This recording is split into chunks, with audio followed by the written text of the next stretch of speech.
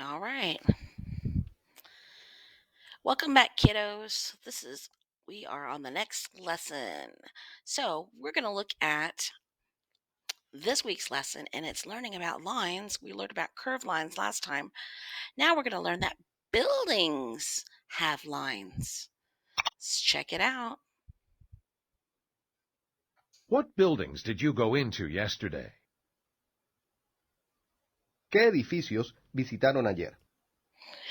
Okay, so our objective today is that you are going to learn how to locate lines in buildings and identify them by name.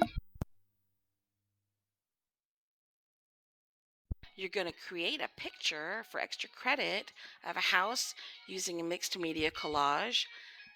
And you're going to compare your artist's depiction of buildings. So you're going to learn, you're going to compare different artists and their different styles and how they showed their buildings with their lines. Okay.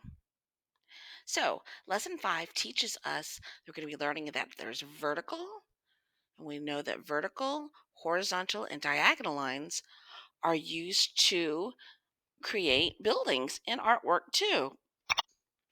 So, let's look at these two works of art on these pages and check them out. Let's look closely at these works of art. Miremos de cerca estas obras de arte. All right. Do buildings in these works of art look like buildings you might see in your neighborhood today? So, you looked around at your school building or your house that you're living in right now. Can you find different types of lines that you see in this artwork? So let's check it out. So first, it says, look at the works of arts on these pages. And the artists use lines to make buildings. So let's go ahead and check these out. Study both works of art to find different types of lines. This is an artist named Lauren S. Harris, Canadian artist, and the name of they named their artwork Shacks. And this was painted in 1919, and it's just paint. So let's look at these. Looks like houses. Can we tell what type of weather it is? Let's look at the setting. Looking at the setting, it looks like it is like winter time to me because it looks like there's snow in the yards. Okay. So quickly, let's check this out. This one is by an artist named Blanche Lizelle, and it says it's an American artist.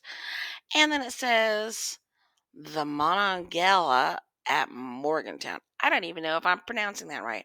But anyway, it is 1935 and it's a woodcut. You know how we learned about making a print last time and how you could take something and like paint, create a design on it, and make a print. Well, this is a woodcut, and they take a piece of wood and then they carve in a picture onto the piece of wood. And then when they get done carving it, they put some paint over the wood and then use that like a rubber stamp. You know how we have a rubber stamp? It's got a design on it. They do the same thing with the wood. Okay. So this is a painting, and let's look at the setting. The setting looks like it is in some kind of town, and it looks like there's some mountains, and I see that there is like some kind of a river going through the town, and I see a bunch of buildings. I see a water tower, and I kind of just see like the tops of the buildings. I can only see the tops of buildings. That must mean that the person painting the picture is in another building that's taller than all of these, or maybe standing on the mountain and looking down on the tops. That's why you can see the top of the building. And you can see that this is a landscape painting, or not a painting, a landscape woodcut. So it's asking us, what lines did each artist use to make the buildings? Well, first of all, let's check this out.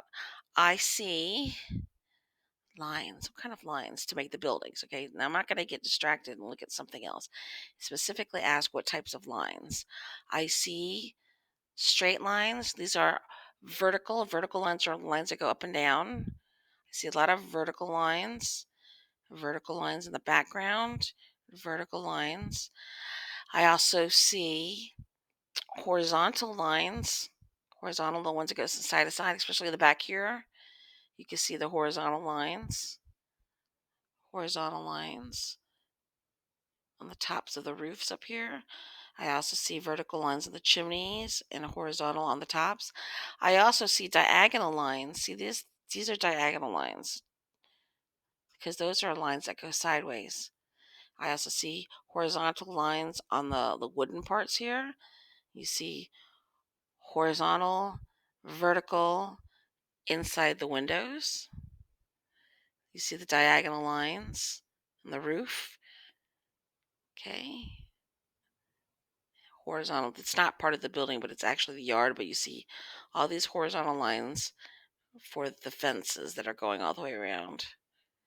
Those are the types of lines that I see in that make up these buildings in this one. And let's check out the ones over here. I see different lines. I see vertical lines in the smokestacks, see vertical lines on the buildings. Vertical, vertical, vertical, vertical. I also see um, horizontal. Not so much, yeah, I don't, not so much horizontal lines in here because horizontal line means flat. I see diagonal lines. So diagonal means lines that kind of slanted. So it makes it look like it's an angle. Diagonal, diagonal, diagonal, diagonal, diagonal, diagonal, diagonal, diagonal, diagonal, lots of diagonals. Sometimes creating diagonal lines instead of making it flat on the top and just making it kind of using a diagonal makes the picture look a little bit more exciting. Okay. I also see, we see zigzag lines, but it asks us what types of line directions. So horizontal, diagonal, and vertical. And then you see some like diagonal lines in the water tower.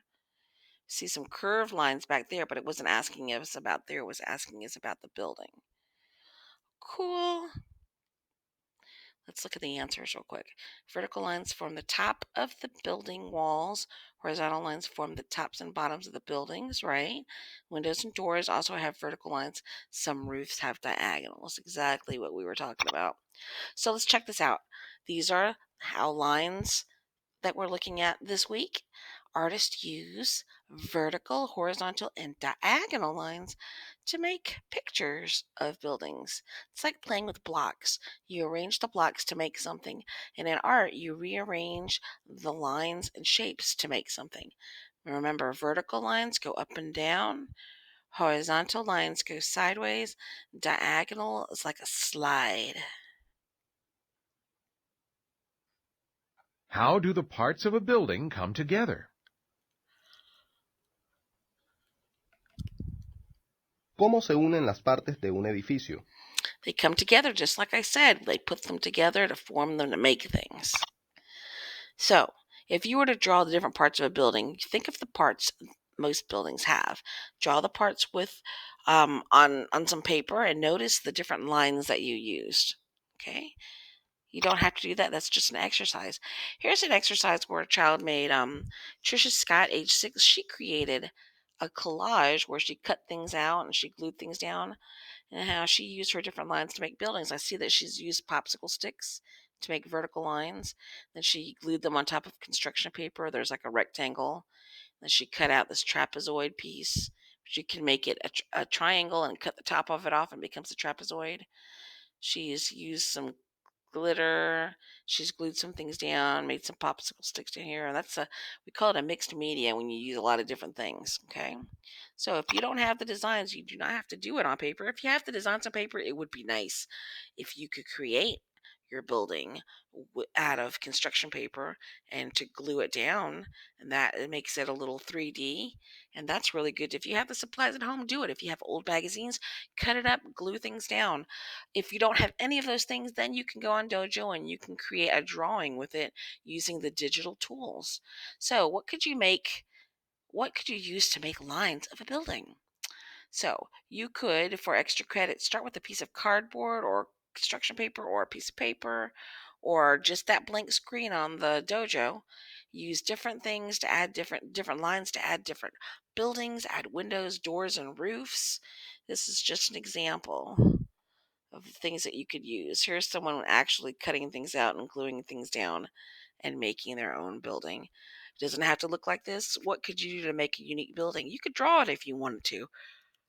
Just make sure that you color everything in. Remember, anytime that you draw anything or make anything and it's not colored in, it just means it's invisible.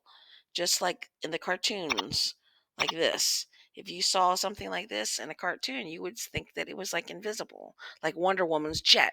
It's not colored in. But if you color it in, it means that you can see it and it's there. So, easy enough.